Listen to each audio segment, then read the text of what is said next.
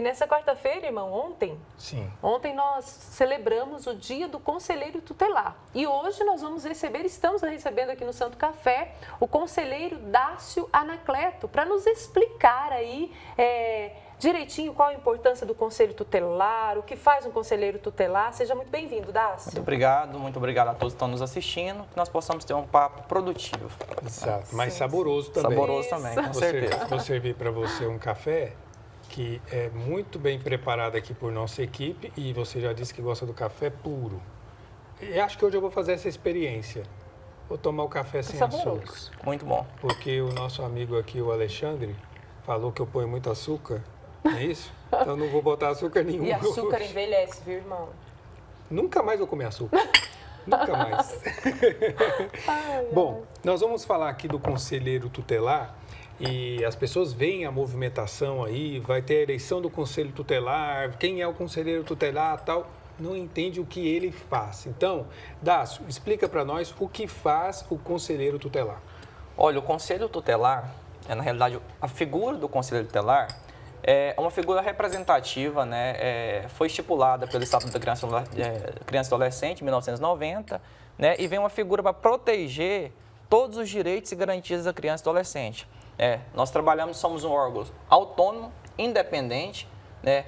Interligado com essa função jurídica, né?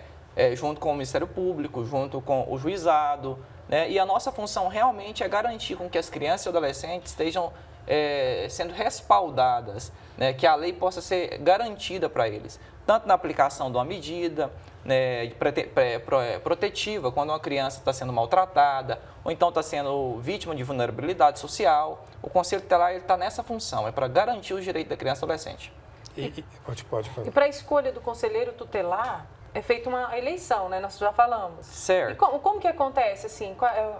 Até é o bairro? Como que é? Funciona o seguinte, até a última eleição de 2013, né, o ano de 2013, cada cidade escolhia a data da sua própria eleição no Brasil. Né? Esse último ano de 2019 foi decretado, né, foi estipulado que todo um ano antes das eleições municipais, né, teria uma eleição para o Conselho Tutelar no Brasil. Se tornou uma eleição unificada. Então, um ano antes da eleição municipal, existe eleição para o Conselho Tutelar.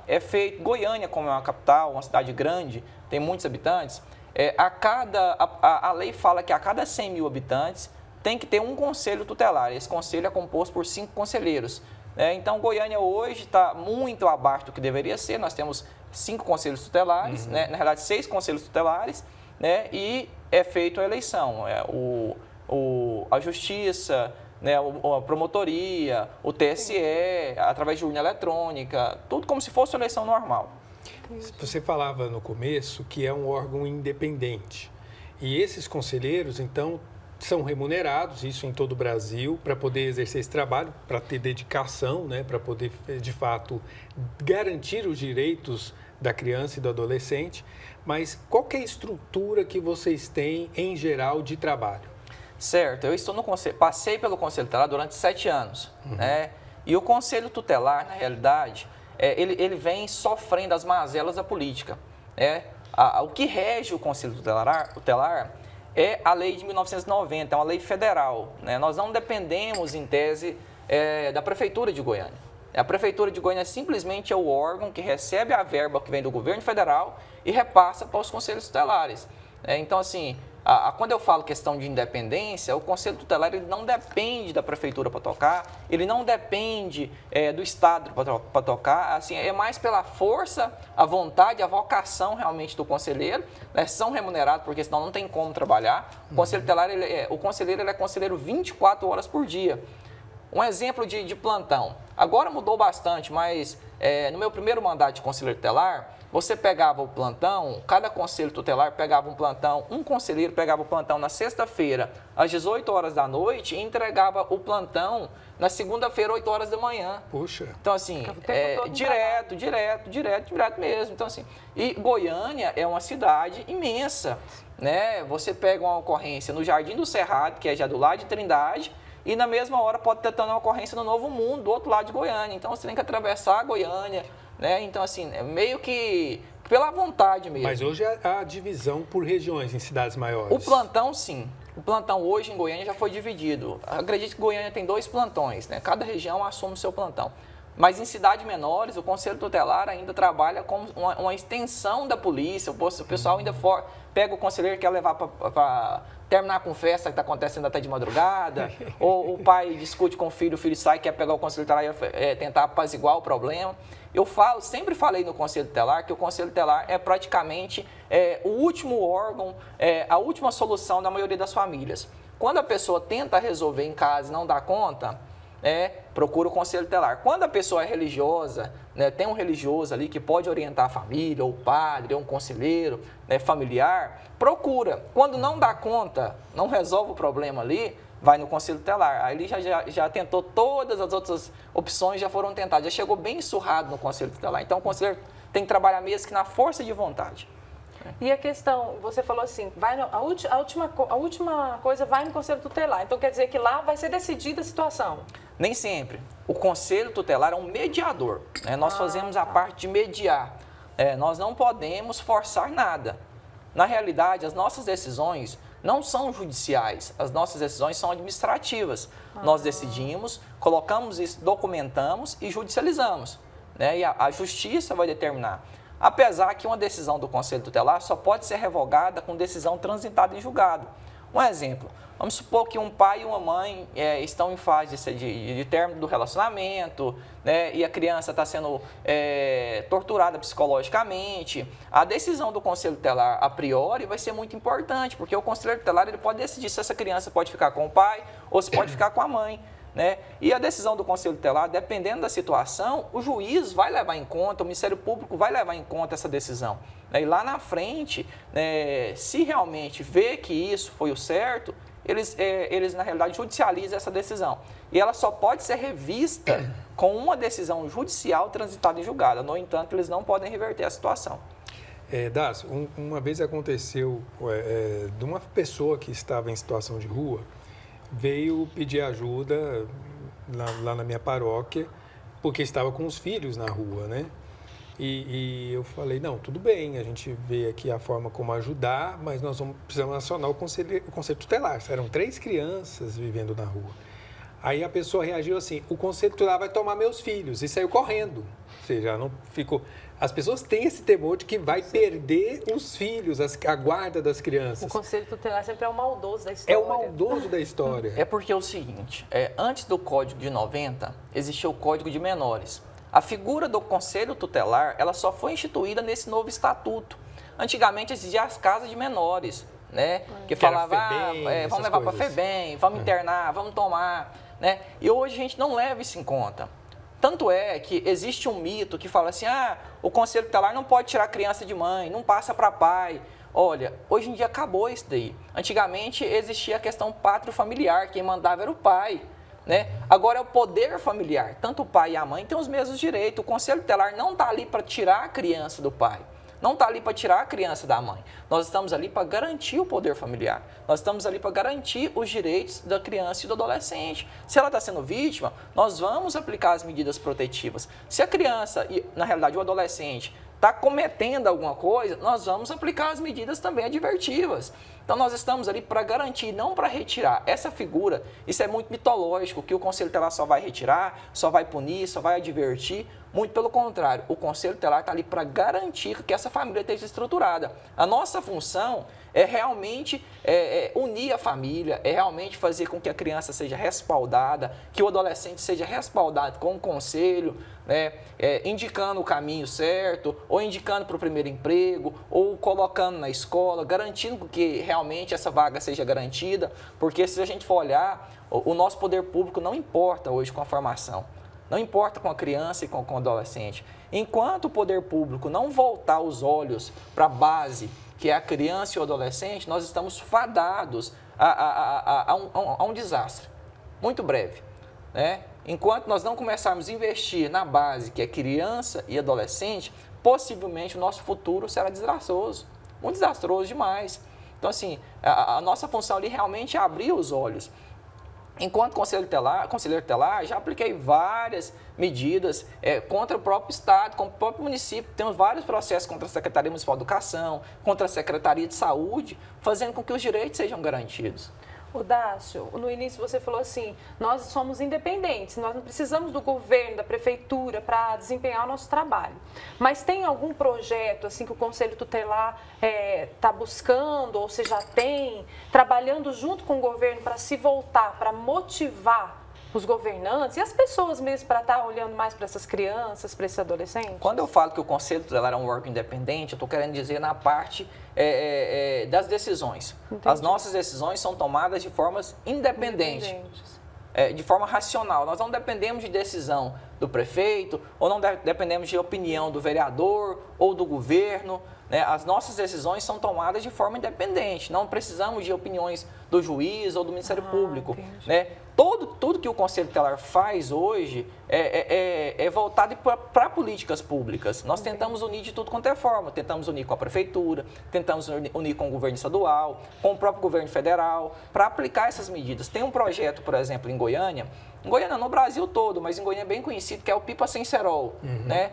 O Conselho Tutelar sempre está junto com a Guarda Municipal, com a Polícia Militar. Então, são ações, em tese, interligadas para que nós possamos ter um bom resultado.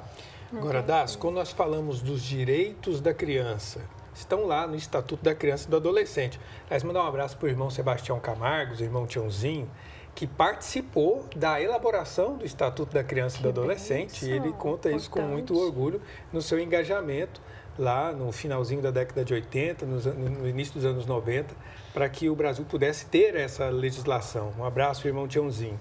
Mas quando falamos com o Conselho Tutelar, que é garantir os direitos da criança, que direitos são esses? Olha, são direitos básicos e que realmente são violados diuturnamente. Um direito básico é o direito à vaga de escola, né, ou vaga de CMEI para a escola. Mãe carente geralmente não tem condição de pagar um cuidador. Vocês sabem, a gente pode ver que a realidade do nosso Brasil ela é muito difícil. Você vai pagar um cuidador para cuidar de uma criança, ele cobra 300, 400 reais, e a maioria da população brasileira ou goianiense recebe abaixo de 2 salários mínimos. Verdade. Então, assim, se a pessoa ganha R$ 1.048 por mês, vai pagar 300 reais, não sobra nada. Né? E hoje nós temos um déficit imenso. Nós estamos em plena pandemia. Porém, quando isso passar, será que a Secretaria Municipal de Educação tem qualidade ou tem como receber todas essas crianças no CMEI para a população voltar a trabalhar? E com segurança, para essas mães voltarem a trabalhar? Não tem de forma nenhuma. E não tem por má vontade. Porque o cofre público hoje, o cofre municipal é muito grande. É simplesmente remanejar de um lugar para o outro, né? De forma consciente. A gente sabe que tem que fazer um planejamento, mas assim, esse planejamento já deveria ter sido feito há muito tempo atrás.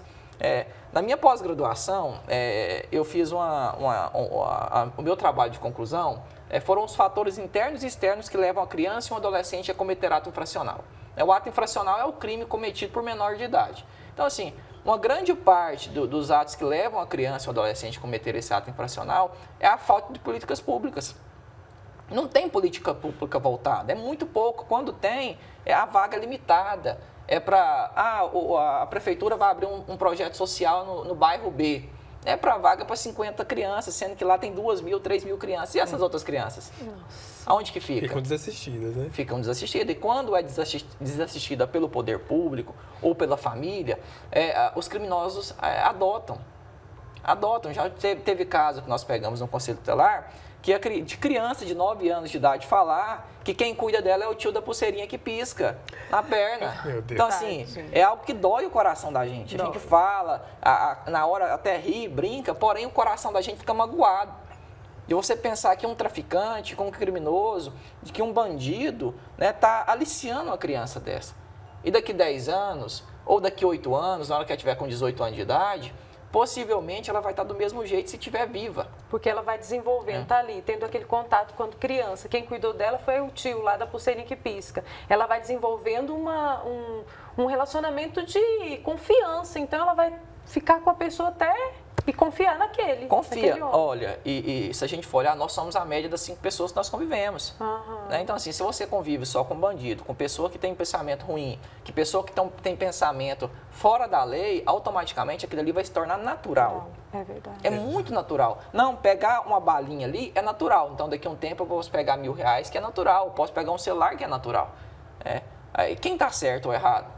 Agora, Dácio, nós vemos aqui exemplos, você deu exemplos muito interessantes até da responsabilidade do poder público, mas e do ambiente privado, né, no ambiente familiar? Um exemplo claro, que isso é discussão sempre, a respeito da própria correção dos pais sobre a criança e quando às vezes chega a agressão física. Um tapinha pode, um tapinha não pode, faz parte da educação, não faz. Como é que o Conselho Tutelar atua nessa realidade privada? Olha, Goiânia é composta por 30 conselheiros, muito competentes. Não é porque eu fiz parte do grupo de Conselho Tutelar que eu estou falando isso. O Conselho Tutelar de Goiânia hoje é muito competente, né? E é tudo ponderado. Nós sabemos aonde podemos ir ou não. Nós sabemos onde que é correção e agressão. Não existe esse mito de falar que vai para o Conselho Tutelar e vai ser punido porque deu um tapa no filho. Não existe isso. De porque forma tem nenhuma. filho que usa essa ameaça com os pais. Eu já cansei de receber casos no Conselho Tutelar de criança. Eu vim aqui denunciar o meu pai porque me deu um tapa. Eles vão lá. E eu já cansei de falar assim, não, ô pai, o senhor bateu pouco, dá mais uns 2 tapas que ele aprende.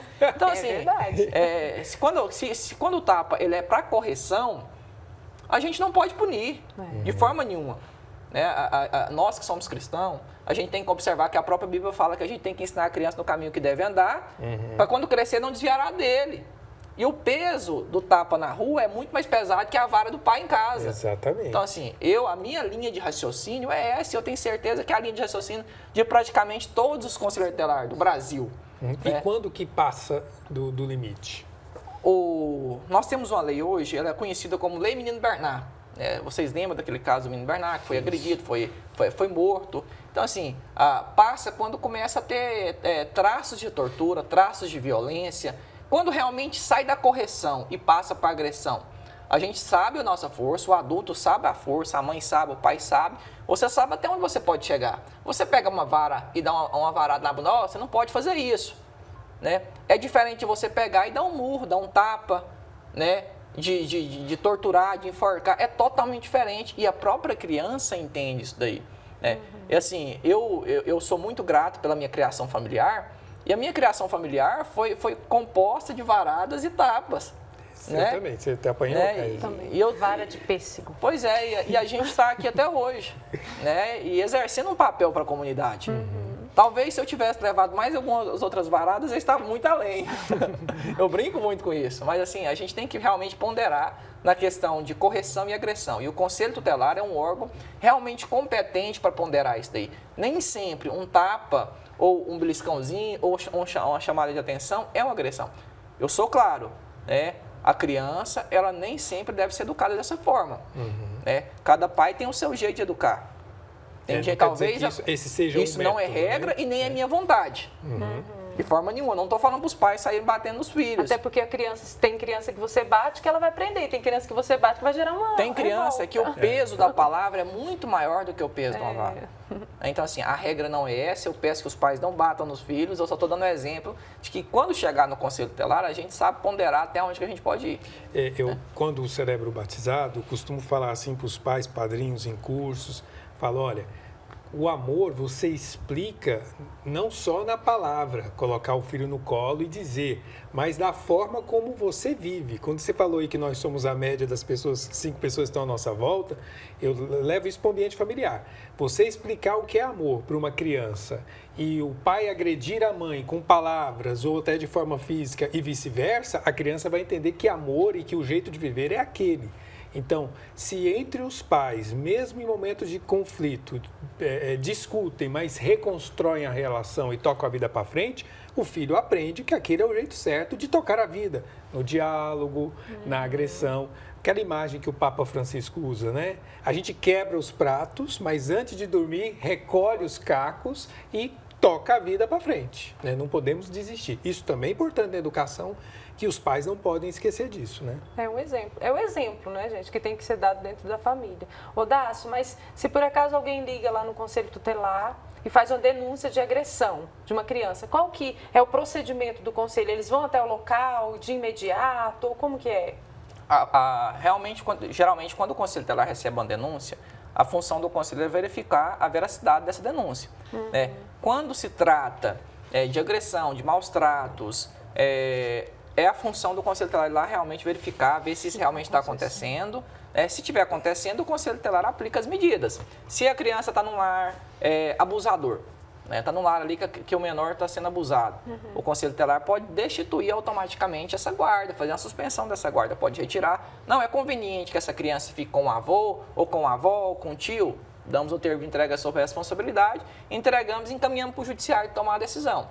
Quando já se torna um crime, a criança foi torturada, a criança está sendo vítima de maus tratos, aí o Conselho trabalha em parceria com a Polícia Civil, que quando se torna crime, a Polícia Civil que tem que tomar as decisões para aplicar a lei. No caso da DPCA, que é uma delegacia exemplar hoje em Goiânia. A DPCA, a Delegacia de Proteção à Criança e Adolescente, é uma delegacia que dá exemplo para o Brasil todo, preocupada, voltada e realmente age com muita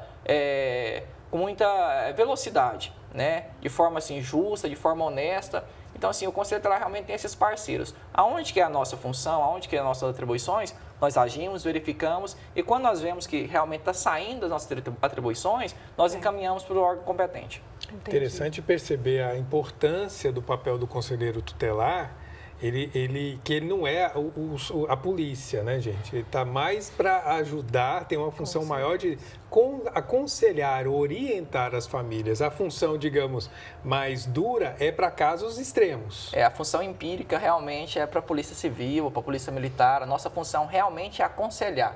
Né? Nós somos a extensão da família. Agora, qual a formação que os conselheiros recebem? Porque a gente já disse aqui que é até um processo seletivo, as pessoas se disponibilizam, mas qual a formação para atuar nesse conselho? Olha, a eleição de conselho tutelar é muito difícil, de verdade, é muito difícil. É uma eleição para vereador bem mais difícil. Porque é focada numa atuação, primeiro que né? a eleição não é obrigatória, o voto não é obrigatório. Né? Você tem que convencer o eleitor a ir à urna. Você tem que passar, o órgão competente hoje para reger essa eleição, para preparar essa eleição, é o Conselho Municipal do Direito da Criança e Adolescente, o CMDCA. O CMDCA ele chama a eleição junto com a prefeitura, contrata a empresa que vai fazer, e antes da eleição tem várias etapas. Tem a etapa documental, você tem que comprovar que já trabalhou com criança e adolescente durante 2 anos. Você tem que comprovar que tem conhecimentos técnicos específicos, uma prova feita pela UFG, não é uma prova fácil. Tudo UFG, isso é antes da eleição? Tudo antes, no centro de seleção. Você passa na prova, depois que você apresentar todos os documentos, comprovar, você faz uma prova pela UFG, comprova que está apto à eleição. Aí você vai concorrer a uma eleição. E essa eleição, um exemplo claro, minha última eleição de Conselho Tutelar, eu tirei 2.716 votos. Teve vários vereadores eleitos por Goiânia agora que tirou 1.700 votos. Não tiveram 2.000 votos. Então, assim, e você tem que convencer o povo a ir votar. Não é algo fácil. E, assim, mas depois da qualificação. Então, e aí depois dessa seleção, você vai para a qualificação que é muito fraca. Muito fraca mesmo. O conselheiro tutelar aprende, vamos dizer, na tora. Ele é obrigado a aprender. Ele é obrigado a aprender. Na realidade, quando você vem para a eleição, você já sabe, porque tem uma prova, você tem que se preparar, tem que estudar. Só porque hoje os cursos que são dados de capacitação depois da eleição é muito fraco. É muito fraco. No meu ponto de vista, esse conselheiro tutelar deveria ter sido preparado. Terminou a eleição, ele vai tomar posse só no próximo dia 8 de janeiro. A eleição termina em outubro. Esses 2 meses depois da eleição, o conselheiro tutelar deveria estar na sala de aula sendo preparado. Para quando chegar lá na frente, ele não se sentir assustado ou perdido de nenhuma forma. Mas quem que regulamenta isso? O Conselho Municipal de Direito da Criança e Adolescente, é o CMDCA. Que é um órgão independente também. Não é ligado a nenhuma secretaria. Não, é da Prefeitura de Goiânia. Isso. É ligado à Secretaria Municipal de Cultura, se não me engano. Certo. Eu não tenho certeza qual que é a secretaria. Isso com certeza ligada. deve variar de cidade para cidade, né? Na realidade, de cultura não, desculpa, ele é ligado à SEMAS. Secretaria de Assistência Social. Porque lá tem o Conselho Municipal do Idoso, da Criança, então é ligado à SEMAS. E assim, é um órgão que é o responsável por gerir isso daí. Então assim, eu acredito que isso seria muito importante, porque quando o conselheiro tutelar chegasse a pegar algo lá na frente, quando tomasse posse e não tiver experiência, pelo menos a teoria ele vai ter. Para mim foi uma bomba quando assumi o conselho tutelar. Eu assumi com 21 anos de idade, então assim, eu fui o conselheiro tutelar mais jovem do Brasil. Então assim, se assumir sem experiência nenhuma, pelo menos a teoria eu deveria ter. Né? Então, assim, e hoje você tem família? Tenho família. E como é que essa experiência, vendo tantas crianças, ajuda na sua família, na sua paternidade? Hoje é diferente, totalmente diferente. Quando eu entrei no Conselho Tutelar, qualquer problema que tinha, eu sequestrava 50% para mim e chegava em casa arrebentado. Né? Aí chegava em casa, nossa, como que eu vou fazer? Eu deitava de noite, acordava de madrugada pensando. Assim, hoje eu sei ponderar. Eu sei onde que é o meu serviço e sei como que eu vou resolver meus problemas do lar. Até porque então, quando você olha para uma criança, não tem como não se envolver emocionalmente. Então assim, hoje é totalmente diferente. Hoje eu sei resolver o problema ali do Conselho Tutelar, mas eu também tenho que saber resolver os problemas na minha casa. Eu não posso tomar essa dor, porque se eu começar a tomar todas as dores e chegar em casa, eu vou descontar isso na minha família. E minha família não é obrigada a passar por isso. Porque é tanto problema que o conselheiro recebe, que vocês não têm noção de casos assim que, se a gente falar, não acredita. É 1/3 que é exposto à mídia, porque a criança ela não pode ser exposta. Então, assim, é 1/3. Quando você vê falar, um caso de estupro que está ali, repercutiu bastante, aquele caso que está passando é apenas 1 de 10 que acontece por dia. Então, assim, quando eu falo que isso aí me serve de base, porque eu sei resolver os problemas da minha família hoje, né? Muito pelas decisões que eu já tomei no Conselho Tutelar. Em regra, nós seres humanos, somos muito bons para resolver problema dos outros. Quando é problema da gente, a gente já tem uma balançada. Aí já tem um envolvimento. Já tem um envolvimento, tem a questão emocional. Né? Mas realmente a gente tem que agir muito pela razão e deixar a emoção um pouquinho de lado. Mas ajuda muito, muito. Dácio Anacleto, ele não é mais conselheiro tutelar, você está na corregedoria dos conselheiros tutelares. O conselho tutelar, né? na realidade, ele é composto por várias etapas. Eu já fui presidente do Conselho Tutelar de Campinas, no qual foi o conselho que eu entrei no ano de 2013. Já fui presidente do Conselho Tutelar de Goiânia.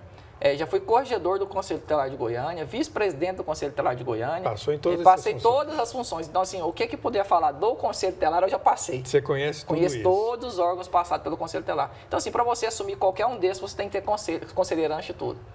Eu quero agradecer a sua participação, essa sua experiência compartilhada com a gente e aproveitar para chamar a atenção das pessoas da importância do Conselho Tutelar aí na sua cidade. Né? São homens e mulheres que passam por um processo de seleção, como foi explicado, para poder ter uma atuação na cidade. E muitas vezes tem muitas dificuldades, inclusive estruturais, para trabalhar, não tem um lugar, um espaço, um carro, enfim. Importante também que os cidadãos no seu município ajudem a dar condições de trabalho para os conselheiros tutelares para que possam, de fato, exercer esse trabalho de defesa da vida, do nosso futuro, das crianças e dos adolescentes. Dácio, obrigado pela participação. Eu agradeço muito, eu queria aproveitar esse espaço que você abriu e falar realmente para a população.